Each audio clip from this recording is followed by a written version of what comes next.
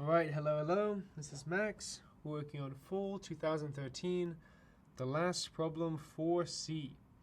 This is asking us to, this is a slightly more general case of our problem that we did in 4A and B, repeating decimal expansions. So in those two problems we dealt with finite decimal expansions, and now we're going to deal with infinite decimal expansions. Okay, so if you haven't seen that, you should go back and watch the other video, which was 4A and B.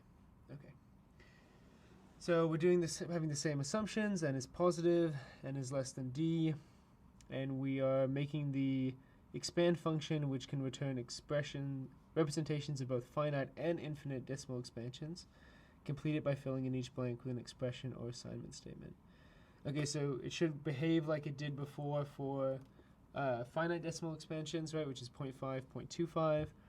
But now, say if we're given something that is, an infinite decimal expansion, 1, 3, 0.333 dot dot dot dot dot.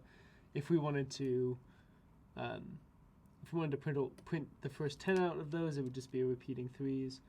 And now this is sort of interesting. Third dot rest is third. So it looks like there's going to be some self-reference here, right? If we ever find something that is repeating, we repeat a digit, then we're just going to store it in some way. And instead of doing any recalculation or continuing down an infinite recursive loop, we're just going to return it. So you'll never repeat digits here. Okay. What about something like this? Okay, so I guess we're assuming that these work for all things by finite possibly repeating series of digits. We can represent a series of digits as a recursive list. Okay, so since these are all numbers that are not going to have non-repeat repetitions, and nothing like pi or something, this should work. Okay, so let's see what happens. So we are passing in n, which is our numerator denominator, and now it looks like we're passing in this dictionary called known, which is a dictionary from the integer k to the decimal expansion of k over d. So if we ever run into another, if we calculate what 1 over d is, then we're only going to do that once, and we're going to store 1 with whatever the R list expansion. 1 is a key, and then R list expansion of whatever 1 over d is as our value. So we will never do recalculation of 1 as an argument to this function with the parameter d. Okay. So let's take a look here. We're going to scroll down a bit. So if n is unknown, we're just going to return that from our dictionary. And now this looks almost exactly like what we had before. We have a quotient, a remainder, and a dividend. Digits is going to be our R list expansion, because we're going to return that at the end. Right, so let's do what we did before. Let's solve our base case, solve our simple stuff, and then if we can add on to it, we will. At least get some of the points, right? So just like before, we're going to return R list of quotient.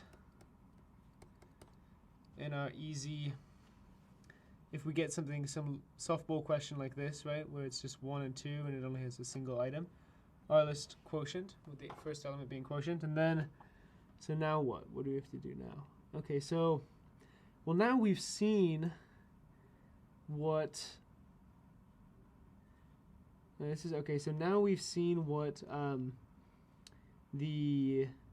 what happens if we pass in n. Right, so now we could add into our known dictionary.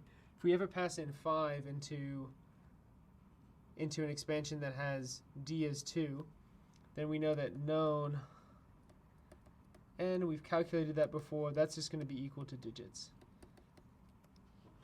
So now if we change digits, so if we add a rest to digits, it's still going to point to this. So anything that we do later on is going to be maintained in this dictionary. This is sort of just a pointer to this R list object that we're creating with digits. Okay, and this is going to be important in a second when I show you what happens now. So now what happens, so before we had a base case of if remainder is equal to 0, then what we're going to do is we're going to finish the function and just return out. So here, since we're going to return out no matter what, we can think of doing additional things if remainder is not equal to 0. So if we still have to keep going, if remainder is greater than 0, Now we're going to follow the same formula that we followed back up in 4b, and you should check that out if you haven't yet, where we return, what we did in 4b was we returned our list, quotient, and then we returned a new, or a second call to expand. We expanded, we called an expand, and then we passed in the remainder and then d, right? So we're going to do something similar, except we've already defined this first bit, quotient, our list quotient. So what we're going to do is we're going to reset digits. I'm going to add a rest to digits, because currently rest doesn't have a digit. So only if we have to keep going, we're going to say digits.rest is equal to expand using, and we want to expand using remainder, like we did before, d, like we did before, and now we actually want to expand using our new known.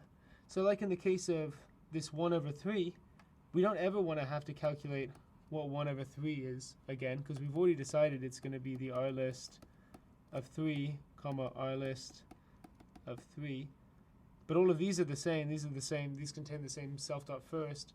So why don't we just have this, instead of doing this r list 3, why don't we just have this loop around here? And so we're going to have an infinite loop of 3s. Anyway, so we'll pass in known. And this is our modified known. Okay, so this is the answer. Just to illustrate this, what happens when I pass in 1 over 3?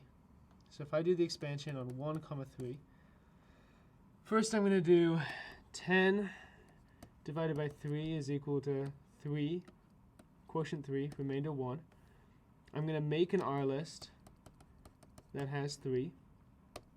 I'm going to change my dictionary to have a key that points to this R list. Okay?